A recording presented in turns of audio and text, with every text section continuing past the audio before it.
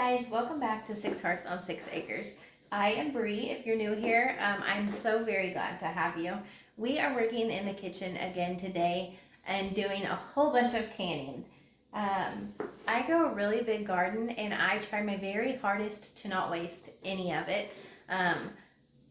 Every single jar that I get canned is less food that I have to buy for my family, and we all know how crazy ridiculous grocery prices are right now. So I try and do a ton of canning and a huge variety of foods that we can use as meals, foods that we can use just as condiments, and foods that we can snack on as well, because I have 4 kids and that's super important in our home. I love to have just a big canning day and get as many things knocked out as I can, and that is what I'm doing today. Currently I have tomatoes smoking on the smoker so I can make a smoked enchilada sauce. I am stuffing all of my jars right now with green beans and cucumbers, and getting ready to do a bunch of okra to make all of the pickled things. I have vegetable beef soup going in the canner and another batch ready to go. And then I'm going to be making a basil and banana pepper jelly that we can use to marinate our meats before we put them on the grill. So I have a lot going in the kitchen today, and I'm going to bring you along with me.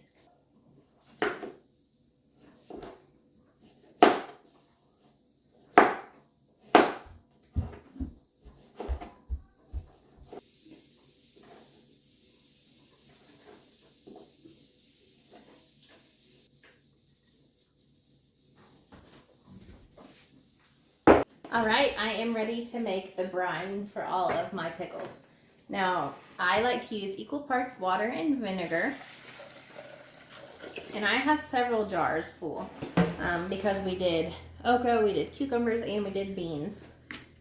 So I'm gonna go with 9 cups of vinegar and 9 cups of water.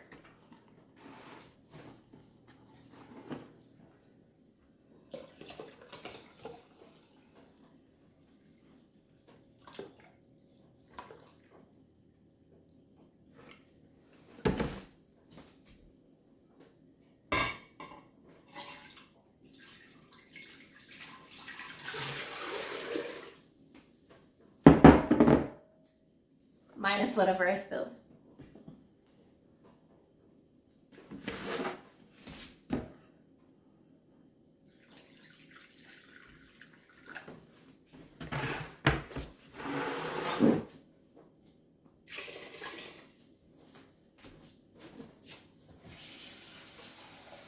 And then for every 3 cups of water, you're gonna go in with a 1/4 cup of salt. So I'll be using 3/4 of a cup of salt in this recipe.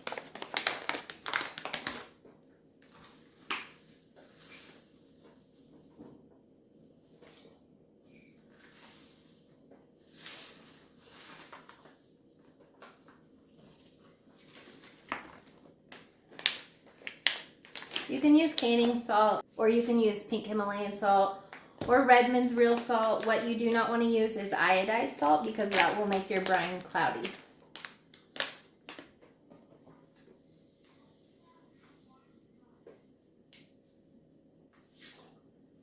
Okay, and then for every 3 cups, you also want 1 teaspoon of sugar, just to kind of cut the saltiness a little bit. So we'll go in with 3 teaspoons of sugar. We're gonna let this come to a boil.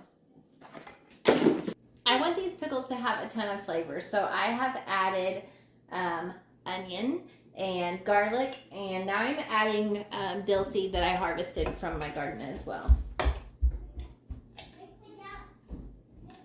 The pints of soup are going in.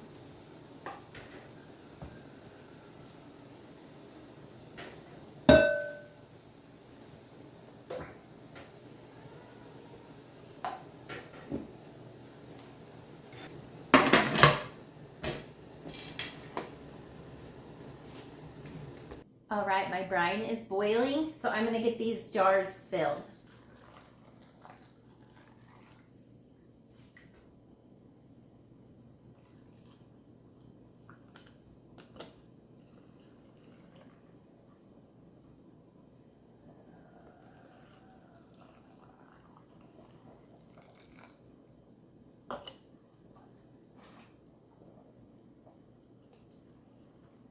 I didn't have quite enough brine, so I am going in with another batch real quick.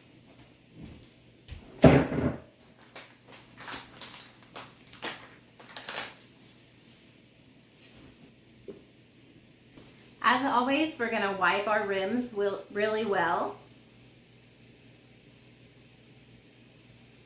And then put our lids on and our rings on fingertip tight.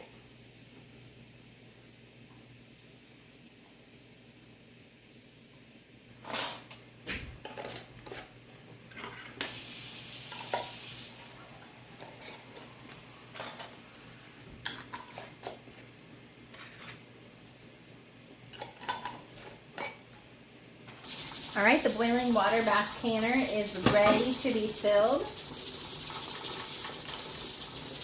I like to process my pickles for 10 minutes.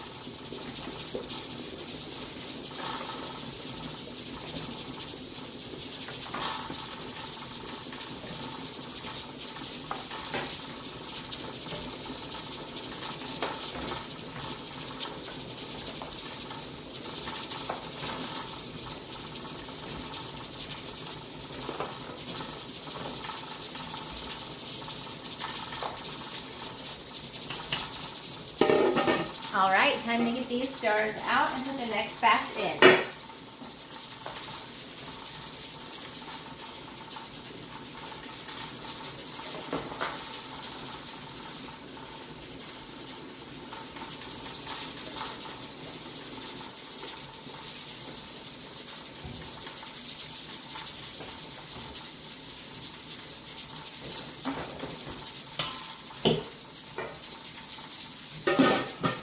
All right, the second batch is ready to come out as well.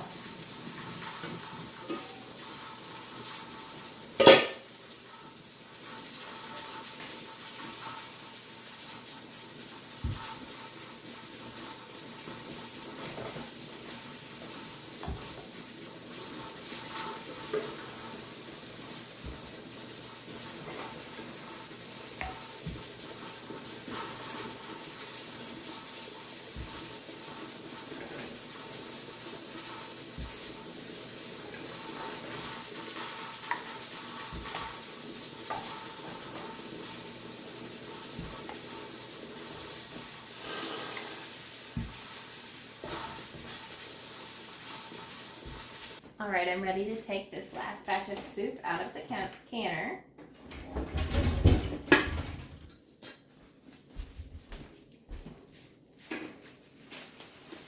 Where are...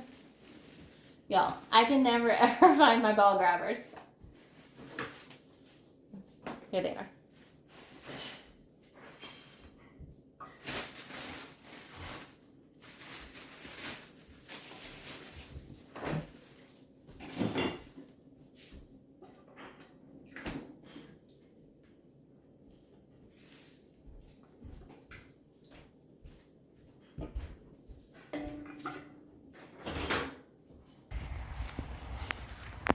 We're gonna run out to the garden really quick and grab some peppers for this smoked enchilada sauce.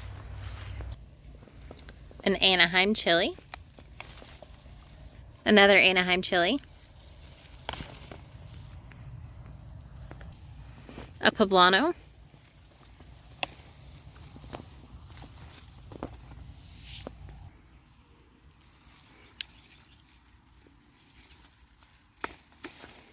Ajvarski. And one more.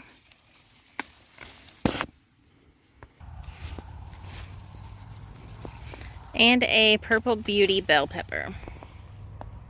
My grill caught on fire and I did not notice, so my tomatoes are not only smoked, they are also cooked really well. They will still work perfectly for this enchilada sauce though. I'm definitely not touching this until it cools down quite a bit.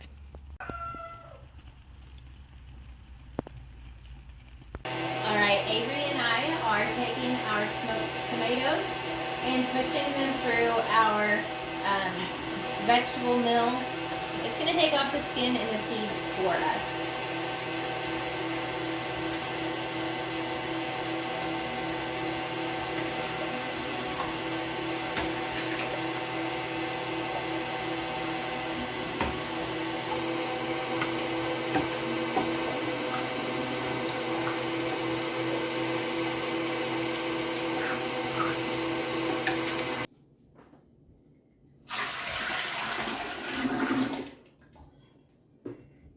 right, we have ran all of our tomatoes through, and what we are left with is this leftover of seeds and skins. But you see there's still a lot of pulp in here. So I like to rerun this through always 2 times, but sometimes even 3, just depending on how dry it looks. All right, when the end product looks like this, and it is just skin and seeds at this point, there's no pulp in there, that is when I am happy and I am ready to finish up my sauce. Onions and peppers are going in.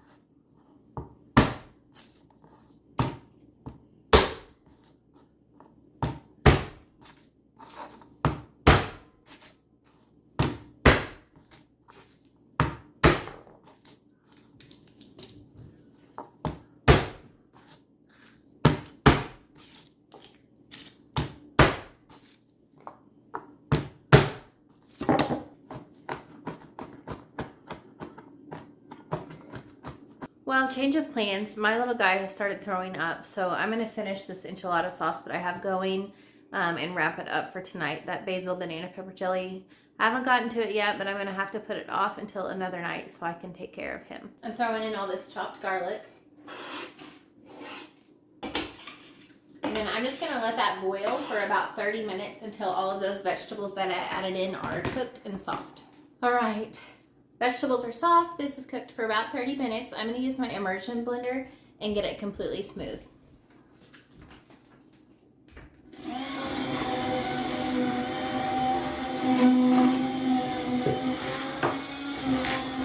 Next, I'm going to go in with 1/2 cup plus 2 tablespoons of chili powder.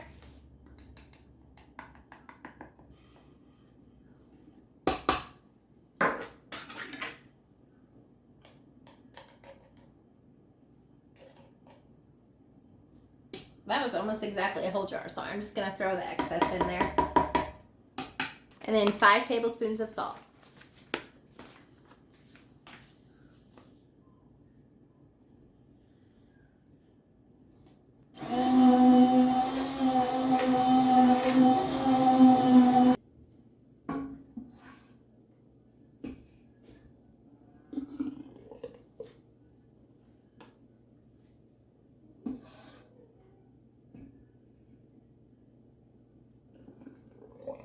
Now that the jars are all filled, we're going to add 2 tablespoons of lemon juice to each jar to raise the acidity so that they are safe to eat once preserved, because we are water bathing these, not pressure canning them.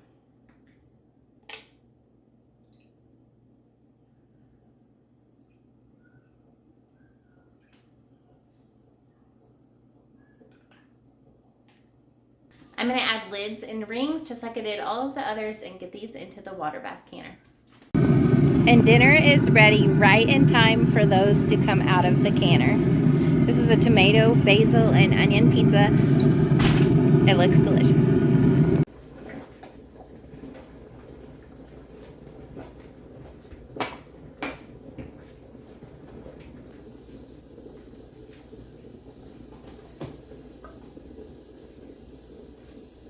Thank you so much for joining me for another full day in the kitchen.